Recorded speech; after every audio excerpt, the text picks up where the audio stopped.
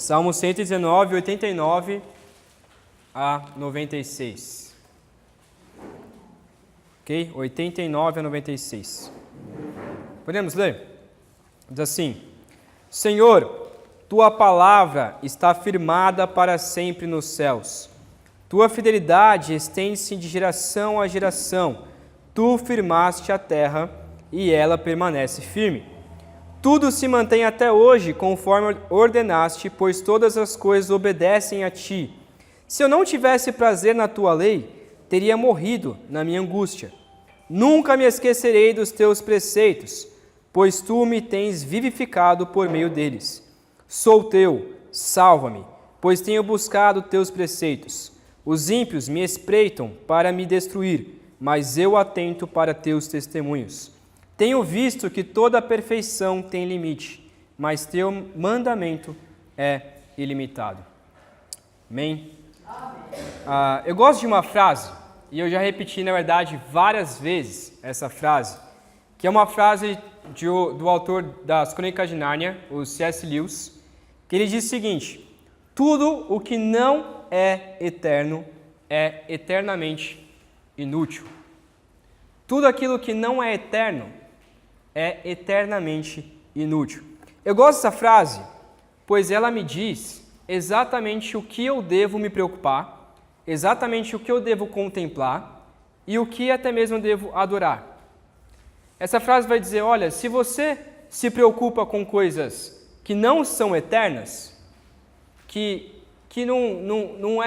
é só apenas aqui da terra, talvez se você está gastando a sua vida com isso, talvez é algo inútil. Então nós devemos contemplar, nós devemos gastar o nosso tempo com coisas que são eternas. O primeiro versículo aí, ele vai dizer: Senhor, a tua palavra está firmada para sempre nos céus.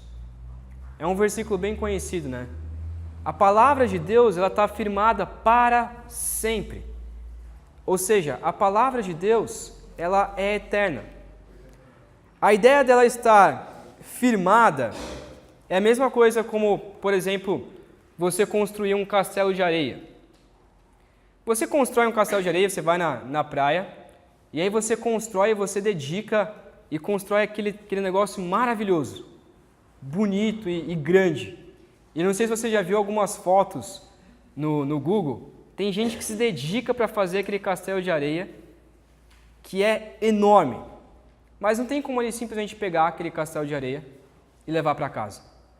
Por quê? Porque está firmado em algo que é passageiro. A onda vai vir, vai bater naquele castelo de areia e vai ser destruído. Então, o texto vai dizer, olha, a palavra de Deus, ela é eterna. E ela está firmada em algo que é eterno. A palavrinha céus aqui, ela não quer dizer o céu que a gente tem, que a gente contempla, que a gente vê. Mas essa ideia do céu aqui é o céu divino, é onde Deus está. Então a palavra de Deus ela está firmada em algo que é eterno. E isso nos mostra que a palavra de Deus é muito importante para nós. Que a palavra de Deus é algo especial para nós. Existe, então, a palavra, e ela foi criada por Deus, mas ela é eterna, porque é a própria palavra de Deus. A palavra de Deus, ela é firmada eternamente, ou seja, ela é uma construção, não em algo que simplesmente a onda vai bater e vai levar, mas ela está firmada, ela foi construída em algo que é eterno. E isso é muito importante para nós, porque se a palavra de Deus também é eterna, significa que nós podemos confiá-la. A gente pode ter a certeza de que ela é importante para as nossas vidas. A ideia é mostrar que a palavra de Deus ela é importante e ela não tem fim. E a gente vai ver isso mais um pouquinho para frente. Mas o salmista, ele vai dizer que nós podemos contemplar também a palavra de Deus, não só sabendo que ela está firmada na terra, mas também sabendo que a fidelidade de Deus, que ela está firmada no céu, mas que a fidelidade de Deus está aqui na terra. Olha o que o versículo 90 diz.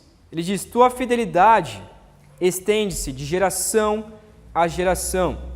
Tu firmaste a terra e ela permanece firme.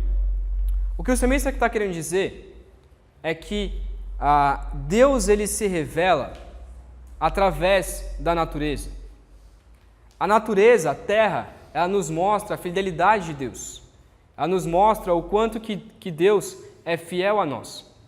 Quando nós olhamos para a natureza, a Bíblia vai dizer que nós não podemos adorar a natureza, em simplesmente pegar um tronco e esculpir aquele tronco e falar assim, isso aqui é o meu Deus.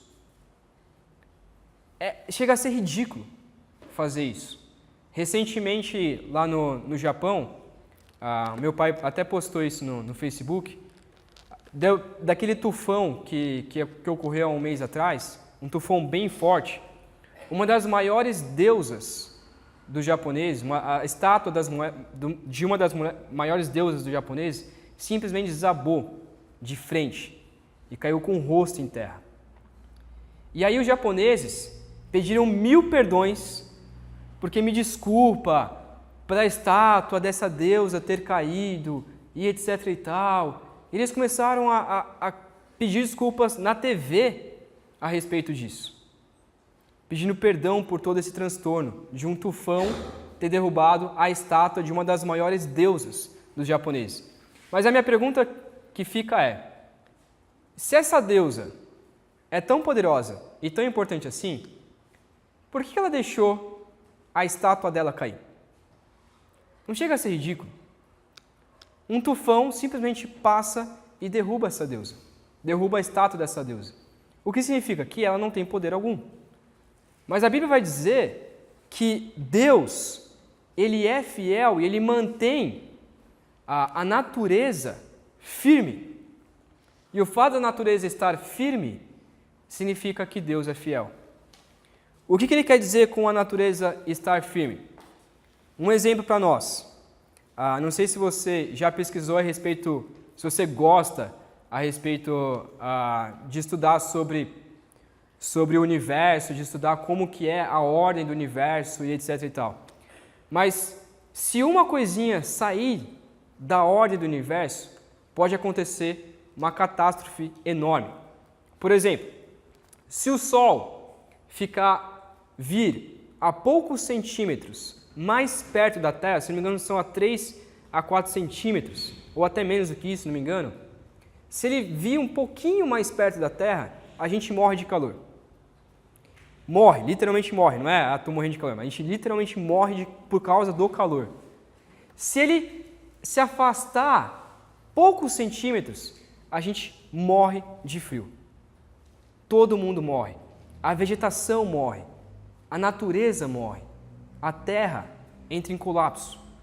Simplesmente o sol sair um pouquinho ou o sol vir um pouquinho mais para frente. O que isso significa?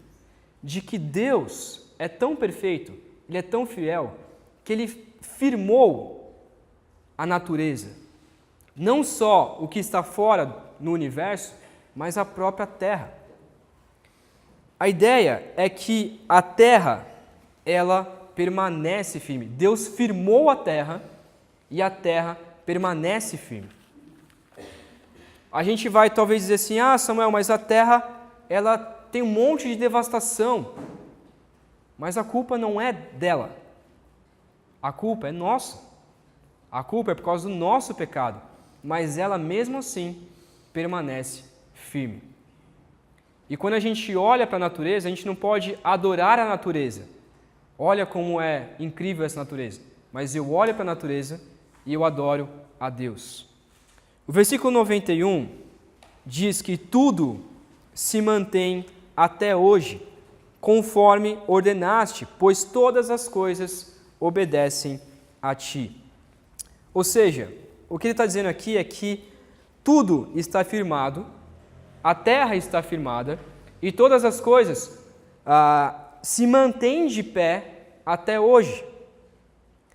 Ele olha para a natureza e vê que existe uma boa mão que sustenta essa natureza. Ele olha para a natureza, ele não admira a natureza falando que ela é o seu Deus. Mas o salmista olha para a natureza e diz, existe algo que firmou isso, e esse algo, ou alguém, ele sustenta isso. E então o salmista diz, esse algo é o próprio Deus. Ou, melhor dizendo, não é um algo, mas este alguém é o próprio Deus.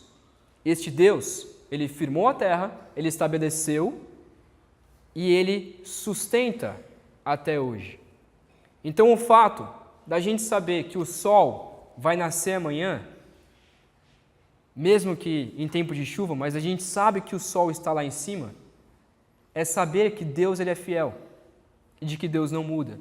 Se Deus estabeleceu que o sol vai nascer tal hora, e aí no horário de verão vai nascer em outro horário, mas se Ele estabeleceu isso, é porque Ele é fiel. Então, quando a gente acorda, a gente pode saber, bom, hoje o sol está lá em cima. Talvez esteja nuvens e a gente não consiga ver o sol, mas a gente sabe que ele está lá. A gente sabe que ele permanece lá. A gente está aqui à noite, a gente sabe que a lua está lá. Ela não fugiu. Porque Deus estabeleceu uma ordem. Ele firmou isso. Ou seja, quando o salmista vê para a natureza, ele confirma, Deus é fiel. E o mais legal é que ele começa no versículo 90 dizendo que a fidelidade do Senhor, ela se estende de geração a geração. Se você perguntar para o seu avô, quando você nasceu existia sol? Eu falo, claro. Quando você nasceu existia natureza? Óbvio. Quando você nasceu o mundo era esse? Um pouco mais corrompido, mas sim, é o mesmo mundo. Se você perguntar para Abraão como era a terra, ele vai dizer que é a mesma coisa. Por quê? Porque de geração em geração, Deus firma e Deus sustenta a terra. E isso mostra o quanto que Deus é fiel. Isso mostra o quanto que Deus é poderoso, de que Ele é eterno e Ele não muda. Mas olhando para a natureza, nós descobrimos que Deus é fiel. E olhando para nós, o salmista vai dizer ali do 93 até o 95, 93 ele começa dizendo assim, se eu não tivesse prazer na tua lei, eu teria morrido na minha angústia. Versículo 93, nunca me esquecerei dos teus preceitos, pois tu me tens vivificado por meio deles. O salmista ele usa dois contrastes aqui. Primeiro ele diz, olha, se eu não tivesse prazer na tua lei, se eu não olhasse para a sua lei e me deleitasse na sua lei, e essa palavrinha de prazer é me deleitar nela, é o ter o prazer completo nela, se eu não tivesse esse prazer, eu já teria morrido na minha angústia. Eu já teria falecido de tanto, e a ideia é falecido de tanto sofrimento, porque eu não aguento. Mas ele vai dizer, então, versículo 93, ele faz a promessa dele, eu não me esquecerei dos teus preceitos, pois tu me tens vivificado por meio deles. O que o salmista está dizendo aqui é que, assim como Deus firmou, assim como Deus é eterno, e assim como Ele mostra a sua fidelidade, hoje, em resposta a isso, eu também tenho que ser fiel ao Senhor. A minha promessa é, Senhor, eu também quero ser fiel ao Senhor, e eu quero não esquecer dos teus preceitos. Eu quero todo dia me recordar da tua lei, saber o que a sua lei diz para mim. O versículo 92 diz que se ele não tivesse prazer na tua lei, ele teria morrido na angústia dele. Mas, como a promessa dele é, Senhor, eu não quero me esquecer, eu nunca me esquecerei da tua lei. Por quê? Porque tu tens me vivificado por meio da lei. O que o salmista está querendo dizer aqui é que enquanto eu não buscar ao Senhor, eu não obedecer ao Senhor, significa que eu vou morrer na minha angústia, eu vou sofrer, mas se eu buscar ao Senhor, o Senhor vai me vivificar. Se eu buscar ao Senhor, eu vou ser vivo. O Senhor, mesmo que eu esteja no meio da angústia, eu não vou morrer nela. Eu vou ser vivificado pelo Senhor. Voltando à natureza, uma das coisas interessantes, ali no versículo 91, que ele diz assim, que todas as coisas obedecem a ti. Essa palavrinha obedecem a ti, tem algumas outras versões, e na verdade é a versão mais original. Ele diz que todas as coisas são escravos do Senhor. Todas as coisas servem ao Senhor. Isso é interessante porque ele vai dizer, olha, a natureza te serve, a natureza te obedece, a natureza é guiada pelo Senhor, nada foge da sua mão. O Senhor sustenta a terra e sustenta a natureza. Então ele vai dizer, Senhor, eu também quero obedecer ao Senhor para que o Senhor possa me sustentar. Eu também quero ser escravo do Senhor e ser servo e obedecer a Ti para ser também sustentado pelo Senhor. Sustentado no sentido de que Deus Ele nos guarda. A boa mão de Deus está sobre nós. 94, ele começa dizendo, Senhor, eu sou teu, salva-me.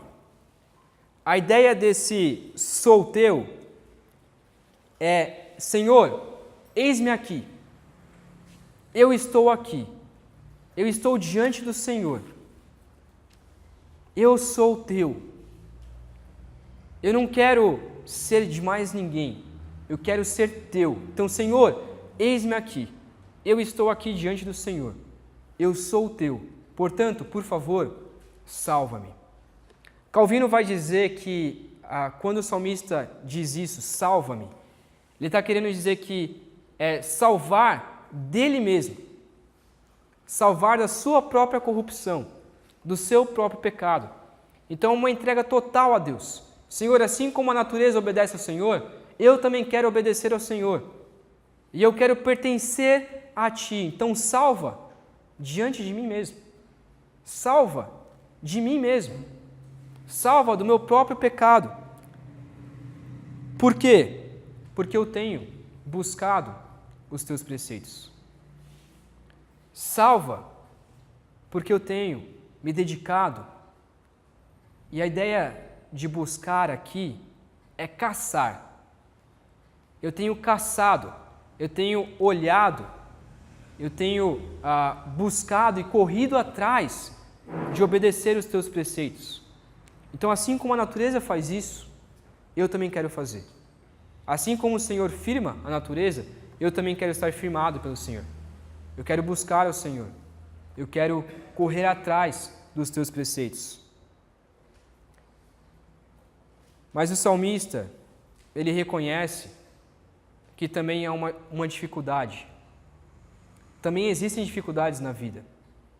Versículo 95, ele vai dizer que os ímpios, eles espreitam para me destruir. Os ímpios, eles esperam, eles ficam de guarda, eles ficam só olhando a maneira melhor para me derrotar, a melhor maneira para me destruir. Eles ficam como se fosse, quem gosta de filme de guerra e tudo mais, como se fosse aquela sniper, aquela arma de longo alcance, em que a pessoa fica de longe, escondida, e fica com aquele visor, olhando só, descobrindo a melhor maneira de poder destruir o seu inimigo. E o salmista vai dizer que os ímpios, os rebeldes, os corruptos, os ladrões, eles fazem de tudo, eles ficam só esperando uma oportunidade para destruir.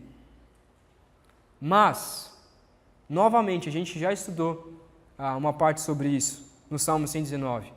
Novamente ele vai dizer que ele se atenta para os testemunhos de Deus. Senhor, os ímpios, eles me perseguem e eles tentam me destruir, tentam me corromper, mas eu nem olho para eles. Eu nem me atento para eles. Porque o que eu me atento e o que eu acho mais importante são os teus preceitos. Então ele vai dizer, eu busco obedecer ao Senhor, eu busco ser teu servo, eu busco caçar e olhar os teus preceitos.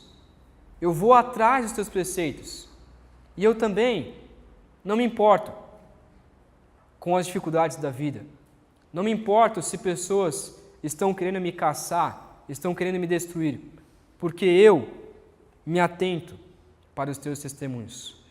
Eu olho para a tua palavra. Então, em resumo, o salmista ele reconhece que tem dificuldades, mas ao invés de ele se atentar para os ímpios, ele se atenta para a palavra de Deus. Ele busca a instrução divina. O que é interessante é o porquê que ele diz em todo esse contexto. Ele começa dizendo sobre a natureza de Deus. Olha, a natureza de Deus, ela te serve. A natureza de Deus, ela busca obedecer ao Senhor. Assim também eu quero buscar ao Senhor. Assim também eu quero ser um servo teu. E eu não quero olhar para as dificuldades, eu quero olhar para o Senhor. Mas, ele vai fazer isso, ele busca isso, por causa dessa frase que eu disse no começo. Tudo o que é eterno é eternamente. Tudo o que não é eterno é eternamente inútil. Ou seja, o que o salmista está querendo dizer é, Senhor, os ímpios, as dificuldades da vida, os sofrimentos, eles vão passar. São momentâneos. São coisas que passam. A natureza, a própria natureza, ela vai passar. Tudo que tem acontecido com a minha vida, logo acaba.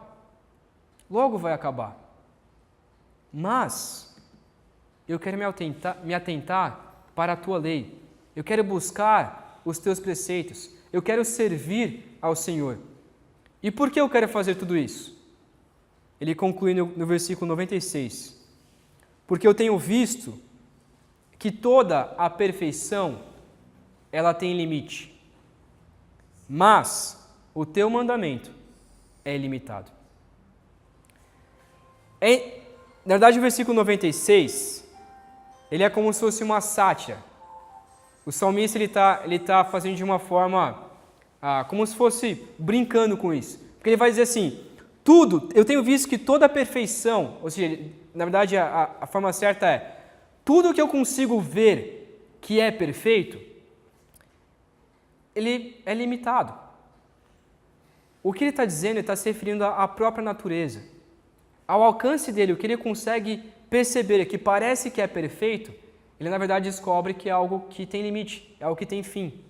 Então, por exemplo, quando você vai à praia, e aí você vê aquela perfeição, e aí você pode olhar e falar assim, nossa, que maravilha, isso é muito perfeito.